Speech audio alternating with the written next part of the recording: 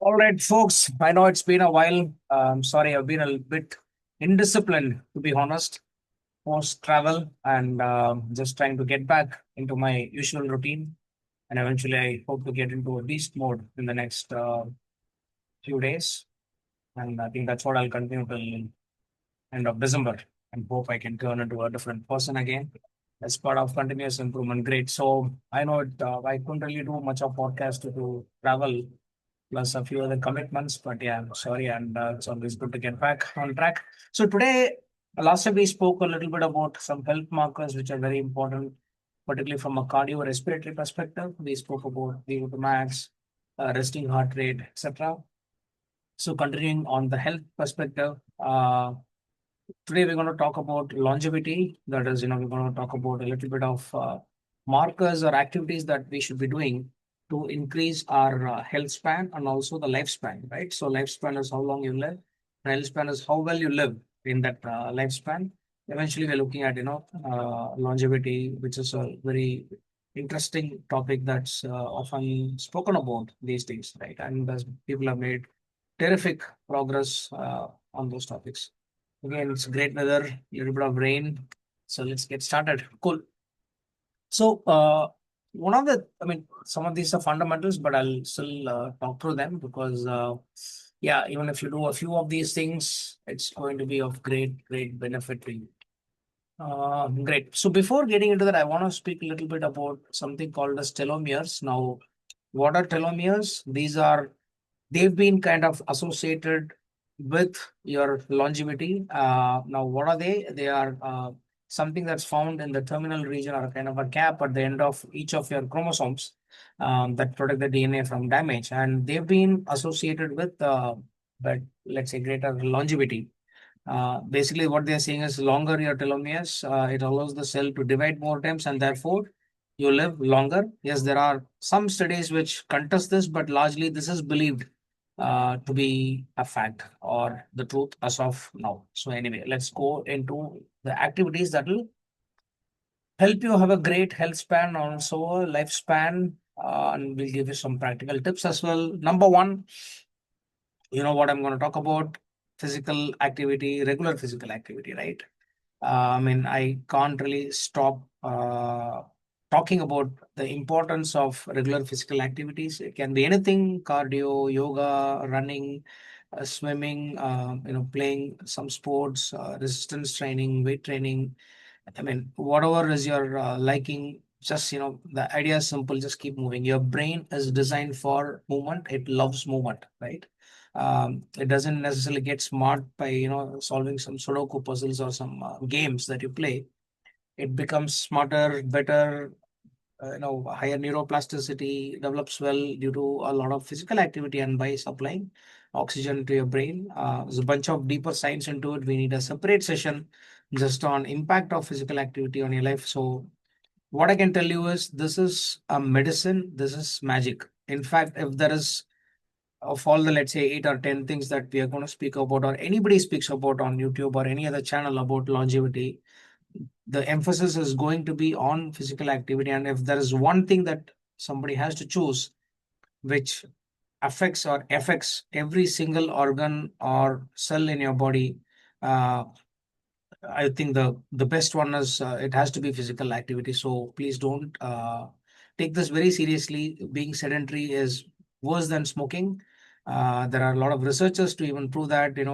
So physical activity, move again, mix with aerobic, strength training, resistance, whatever is your liking, right? Of course, everything has its benefits, but mix of aerobic and resistance is the best combination that you can choose. 30 to 40 minutes a day or even 20 minutes a day. If you're doing nothing, even better, at least do 10 minutes a day, more than good. Yoga or martial arts, whatever is your liking, right? Just this should be good. It'll add a lot of years to your life. It'll actually make you younger by about 10, 15 years. Take it from me, I can give it to you in writing. It doesn't matter what age you're at. Don't hesitate that you're at 60, 70, 80. I've seen very wonderful looking people at 80s too. In my gym, there's one Satwanji with whom I've done a video earlier, when she's phenomenal for 80. I mean, I really hope I can be like her. But anyway, take that very seriously. Regular physical activity, about 150 to 160 minutes a week. It's nothing, right? 30, 40 minutes a day is hardly anything. But throughout the day, make sure you keep moving. It could be, there are some tips that people can give or can practice. Let's say you're not finding a long enough buffer to do it, split it, right? Let's say you could walk for 10 minutes in the morning, 10 minutes post lunch, and maybe 10 minutes post dinner. That's on the walking front or a running front if you want. When you're at office, right after a meeting, before jumping into the new one, take a 5-minute break. There's no point jumping from one meeting to another with 2-minute gap and say, oh, I'm a little late today for the meeting. I was right. So take a 5-minute gap, gather your thoughts. You should also know what you want to speak on, or probably you want to listen with more intent in a meeting if you are invited, right? Do a little bit of squats in between, a couple of push-ups, or just move your shoulders, arms. Get that blood flow going throughout the day. Calf. Again, calf exercise are supposedly extremely good for your body, including heart. But yeah, I'll probably do a session on this much later. But exercise, please remember physical activity, number one, very important. Okay, going to number two, balanced plant-based diet. I know this can be a little controversial, but anyway, I'll go ahead with it. Diets rich in plants, lower inflammation, prevents chronic diseases, heart cancer, diabetes, support gut and brain health. Prioritize vegetables, fruits, legumes, nuts, seeds, whole grains. Minimize processed foods. That's the game. Of course, sugar and other items, red and processed meats a little bit, and they are trans fats and other items that cause inflammation are not necessarily good for you.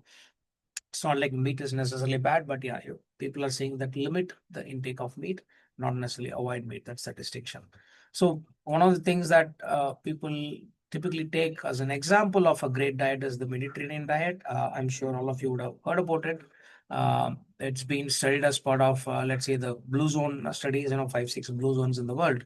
Um, I think one is in Italy, one is in Japan, and a couple of other places.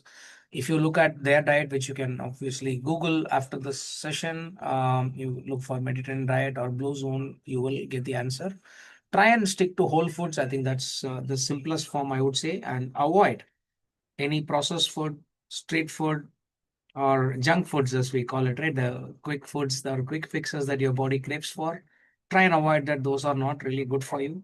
And I can tell you from my experience of experimenting with diet over the last let's say 5 months in a stricter manner. I'm still learning, by the way.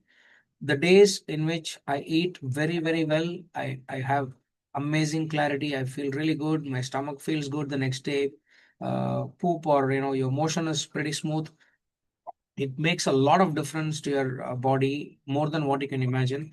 Obviously, how would you know that? Only by not trying the nonsensical foods for a few weeks is when the body adapts and lets you know how good you're going to feel. So try this out and see whatever works. But yes, avoid processed food, stick to whole foods or let's say natural foods. That's pretty much the message.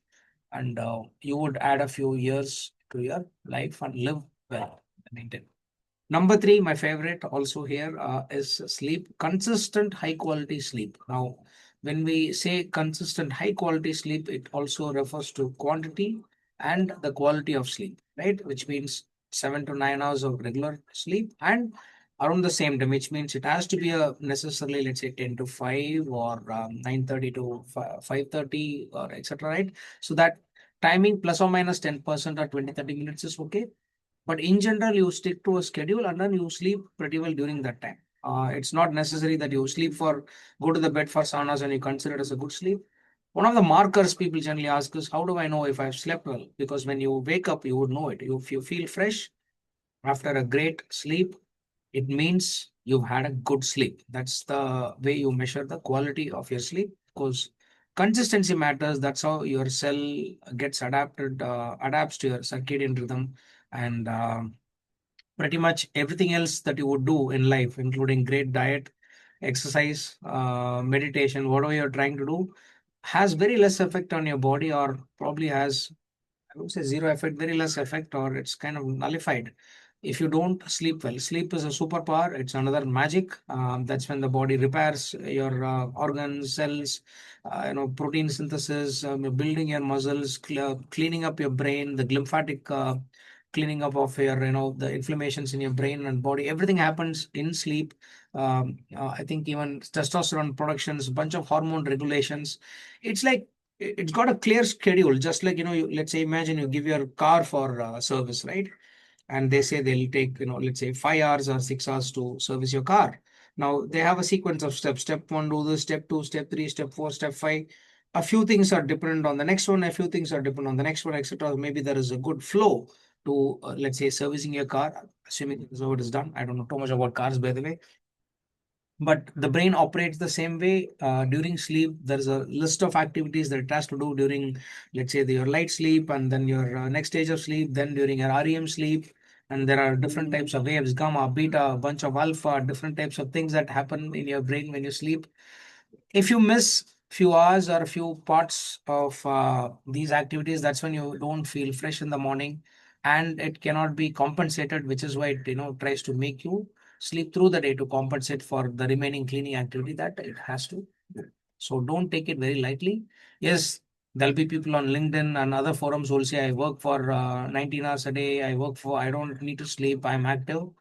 Somewhere something will give up. Maybe those people are ultra human or aliens or superhumans, I don't know. But a lot of us are mortals. So if you want to take care of your health and have a good lifespan, don't ignore sleep. Now it's been very clearly recorded that poor sleep shortens your telomeres, it weakens your immunity and speeds up the aging of your brain and every other organ. Right, I've told you everything is interlinked. It's not like if you drink only the liver gets affected.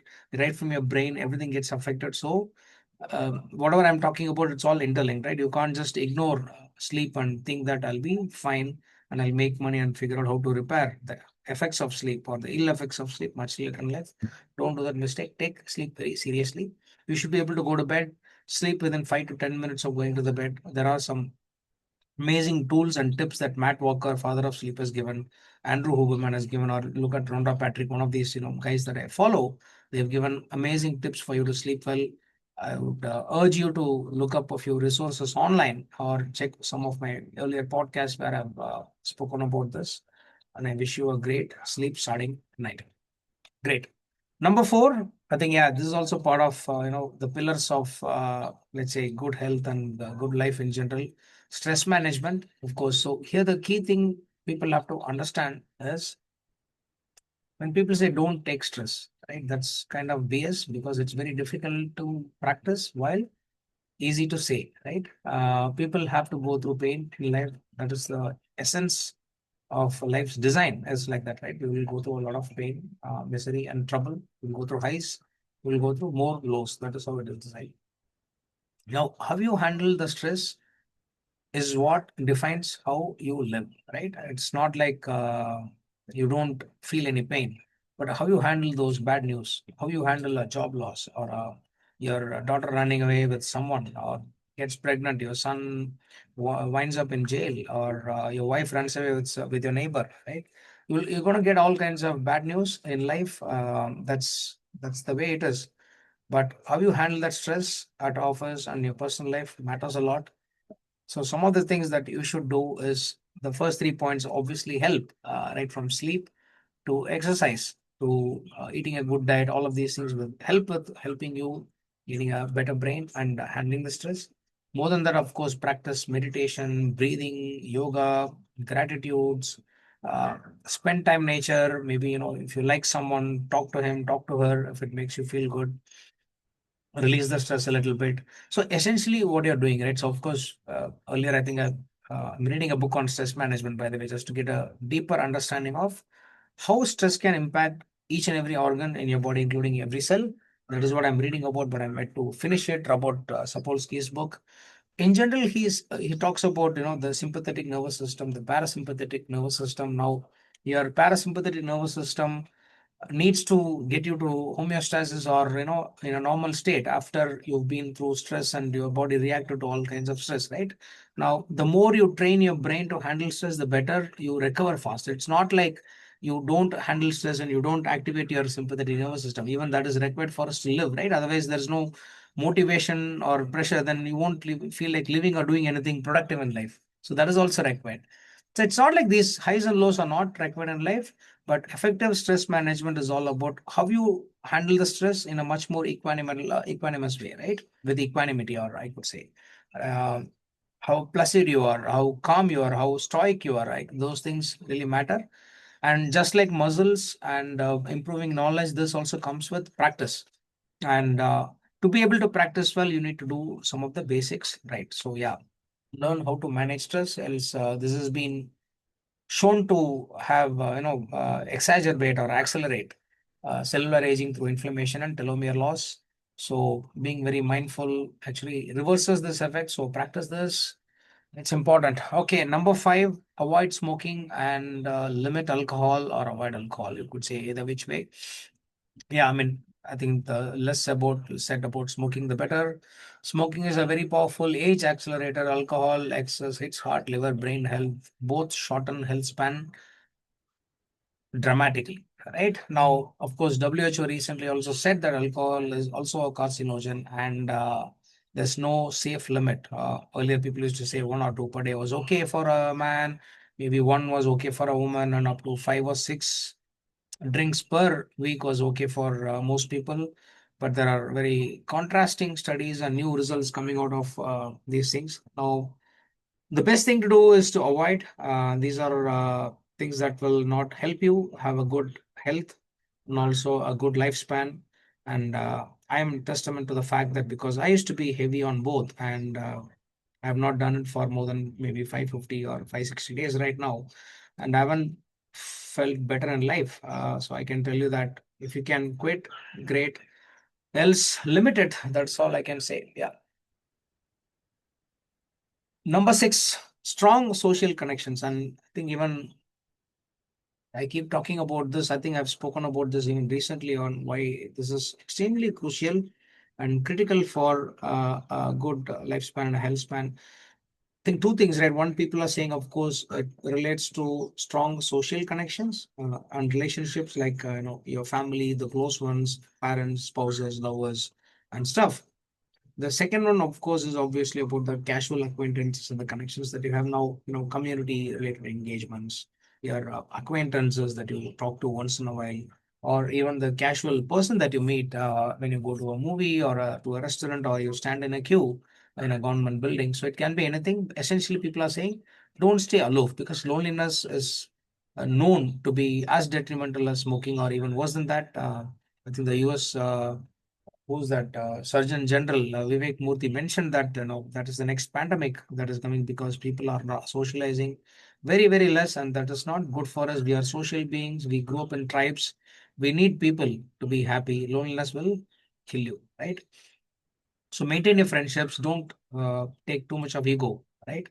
Just pick up the phone and say, you know what, I have. It's been a while since I spoke to you. Do you want to talk? And to be honest, I've done that, right? I've done that with a lot of people, maybe failed 50-60% of the time, but the remaining 30 to 40 percentage has been okay. There are a lot of people who are okay to talk to you, want to spend time with you, they'll meet. So but unless you try, you would never know who will make a good friend or a good social connection. Some of them have become very close just by talking and exchanging messages once in a while. So give it a shot. As I told you, isolation, loneliness is really bad. It's not good for you. It's worse than smoking, is what a lot of research says. So, yeah, try and form new connections. It's okay if you fail. It's okay. Keep that ego aside. Pick up the phone and call your friend and wish birthdays with with a voice message or a phone call instead of happy birthday on WhatsApp. Get talking to people in your apartment, in your office. Say hi. Compliment somebody if they look good or they're dressed up pretty well. Do that, right? Just like, you should like and comment on my videos if you like it. Same way you should motivate other people. Okay, just kidding.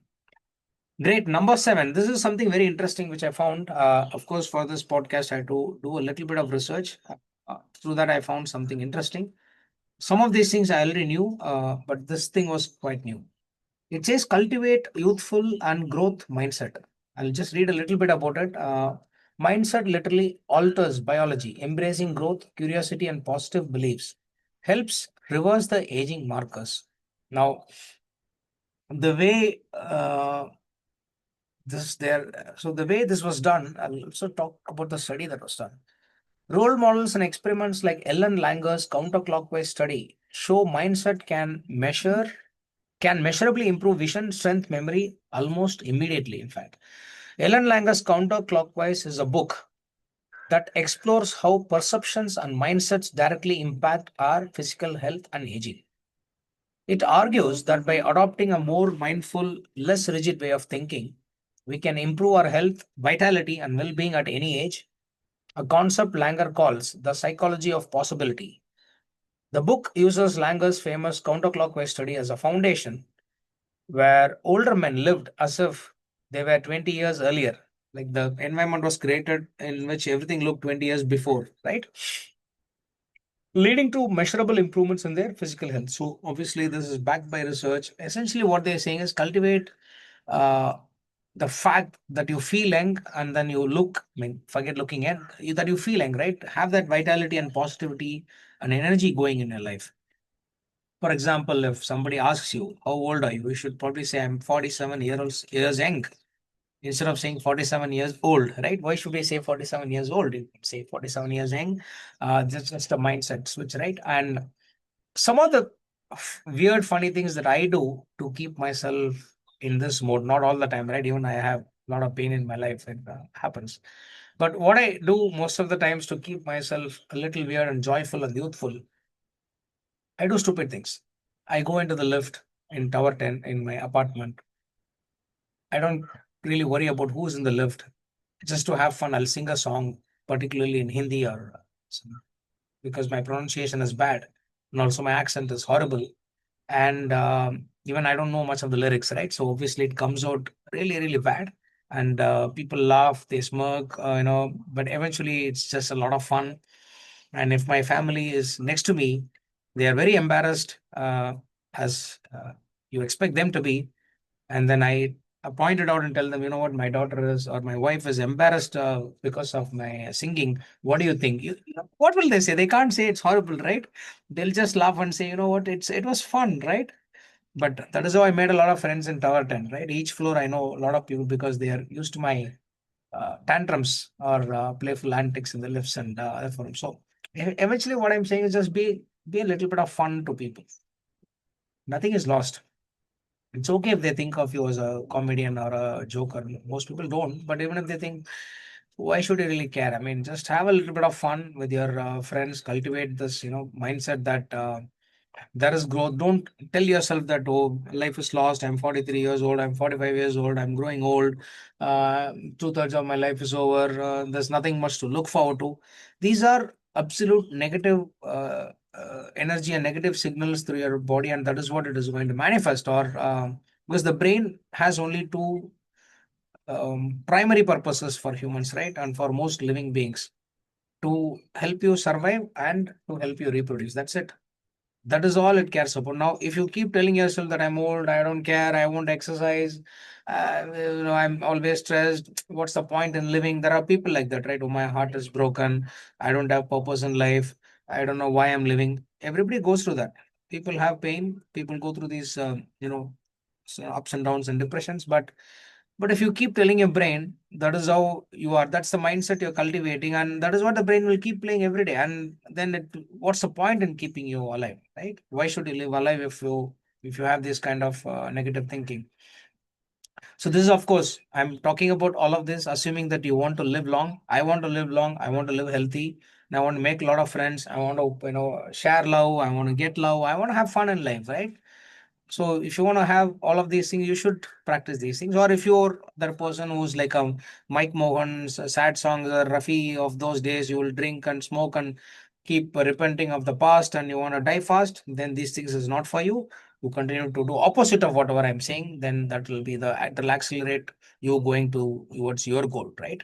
But otherwise, if you want to live long, you should cultivate a positive mindset. Okay, let's go to number 8. Support gut health. Of course, this is pretty straightforward. It again boils down to a little bit of the food aspect that I spoke about in the diet section. Eat a variety of fiber-rich foods, which means fruits and vegetables, a lot of plant sources. Particularly, seasonal fruits and vegetables are extremely, extremely great for you. You just need to eat about 200 to 400 grams of fruits plus vegetables per day, right? Just keep that as a mantra and keep doing it, and you'll see the difference in the way you feel after you've had these vegetables and fruits. and take a lot of fermented foods as well for improving the gut microbiomes, as they call it. Things like your kefir, yogurts, tires, curds, buttermilks, whatever is your some pickles maybe, right? All of these things are very good for you. You need this. So of course the gut has great connection to your brain, the vagus nerve connection and all of that. So this is a deeper science. I'm just telling you at a high level that your gut health also matters, and that has a lot of impact on your health and longevity too. So go for it, guys. Yeah, I think I'm coming to the last 2 points. Number 9. Yeah, so this is for, of course, people who are vegetarians, vegans. uh, some in general you would find that your vitamin D, I think B12 would be low for vegetarians in general and maybe for vegans. And something called as omega 3, which is extremely good for your brain function, also typically tends to be low in people who don't eat seafood in general, right? So now deficiencies in these, by the way, right? Even I was not aware of that, but deficiencies in these, it undermines health and speeds up aging, right? So obviously it's anti longevity is what I can say. Now there's nothing to worry. It has a reasonably good and high impact, by the way. If you want to understand more, you should probably I'll link a video of Dr. Rhonda Patrick's video about omega 3 and vitamin D. She did that recently in one of the longevity conferences. I'll find that and link. Otherwise, just please go to YouTube, look for Rhonda Patrick, RHONDA Patrick, longevity related video, and you will find the importance of vitamin D and omega 3. She speaks in detail about uh, deficiency in these segments being as good as being a smoker, for example, right? That kind of effect it seems to have. Now, for people who are deficient in these things and you can't eat, let's say, your fishes and other things, look for alternate vegetarian sources if possible. If it's not there, try and take some supplements. That is the easier way. For vitamin D, of course, you have sunlight and bunch of other food sources to help you go by. For omega 3, mostly it comes from fish sources. Otherwise, you have to go for, I think, let me see, walnut and other things, I think. In vegetarian, let me just quickly see that. Yeah, for vitamin, yeah. So let's see, vitamin D3, it says sun, animal foods, lichen, sunlight, fish, eggs, and supplements. So everybody needs it. And if you look at, and this for D3, particularly D3, right? Not the D2 of vitamin D. And secondly, omega 3, there are again multiple types. One is a type called ALA, and the other one is EP and DHA. So they say EP and DHA is found only in fish and animal sources, whereas ALA you can get from plant sources like soybeans, walnuts, chia seeds, flax seeds, hemp seeds, etc. So they seem to be something that we can consider for as vegetarian options to get by. So what do we do? I mean, given the choice that you can't eat meat or we can't eat meat, you have to eat these things. So obviously vitamin D3 and omega 3 is something very important. Of course, there are multiple other supplements which I don't want to go detailed into, but I think these two seem to have a lot of impact on uh, your health markers, your biological markers, and also with aging, of course, and longevity, right? That's about it. So the last point is nothing complicated. Just do regular preventive health checks, because early detection of through a blood test and all the your cardiovascular and respiratory test will give you a reasonable idea of how good your biology is inside, or how good your organs are functioning, etc., and helps you take quicker action before it becomes a little more serious or chronic. I mean, the question people may then ask is, oh, if I do everything, will I be insured that nothing will happen? No, that's not the case. There are a lot of things that the blood markers might not show, and a lot of things we don't even measure, right? So the body can just croak anytime, and you never know what's going to happen. But yes, in most cases, 95 to 98% of the time, or even more, your regular preventive health checkups, full body, will help you assess how good you are going and how much more time you have on planet Earth. Yeah. So I think if you're in a corporate world or even otherwise, spending 10 to 20,000 per year for your own health in India or any other country is a must. Don't ignore this, right? I want you to live healthy and happy. Really, I mean it. Yeah, last time I spoke about resting heart rate, your heart rate variability, VO2 max as great markers of longevity, right? Of course, and along with that we have grip strength, and of course grip strength etc. comes from resistance training and practicing or carrying, farmers carry and other things that you need to carry weights, guys, right? Now, health checkups, of course, you consult with the doctor, you'll generally know what you need to do. So there have been people who have come to me recently and said, the doctor has advised me to start resistance training. The guy is like 51, the girl is like 48, 49, 50. Everyone is now coming and asking, what do I do? I've done yoga, but now doctors ask me to lift weights. It's only now that people are recommending these things. Earlier, people would say just eat well and sleep well, handle stress. Sometimes I think doctors probably are not best suited for these lifestyle related stuffs. They'll give you generic advice. Maybe they're not trained enough. It's nothing against them, but they're specialized in their own fields, or they help you with preventive, sorry, not preventive, right? They help you with what do you call reactive strategies, like, oh, you have this issue, take this medicine. But bunch of things that I'm talking about and we are discussing now is all preventive stuffs, right? What all can you do today, not tomorrow, today, to avoid, or let's say obviate, or kind of avoid going to the doctor? That is what I'm trying to say. Obviate the visit to the doctor or to the hospital, right? How well can you live? That is what I'm interested in. And it doesn't, none of these things guarantee that you would never step into a clinic, right? That's not what I'm saying. But the chances of getting there, the probability statistically will be much lower. That is all I'm saying. And even otherwise, if you have some illness, you will recover faster. I can promise you that, right? So I used to be a slightly weaker person for pretty long part of my life, and in the last 2.5 3 years, after I've had regular exercises, I don't remember a lot of times that I've fallen ill. Maybe a few times fever, throat pain happens, but I've recovered much better. The joint pains that I had, the leg issue that I had on my knee. A lot of this minor niggles and nuances that I've had in the body have all gone, just like literally vanished just out of exercise and stuff.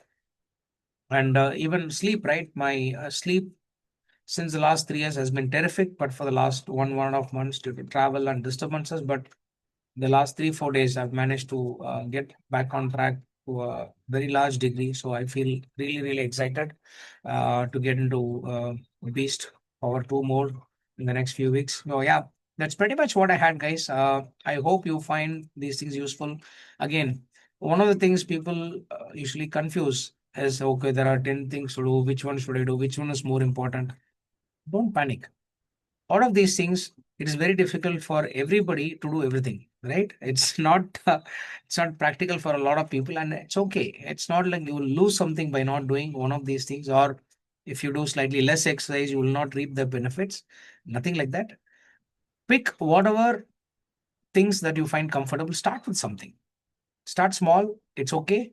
Just take up something. If exercise is the thing, I would recommend number one, pick that up, move, run, sing, dance, whatever works. Just pick something, but get going. You will see a lot of difference in your life. And if you're not, just reach out to me and say, Vinod, what you said is BS, right? Which I know is not the case.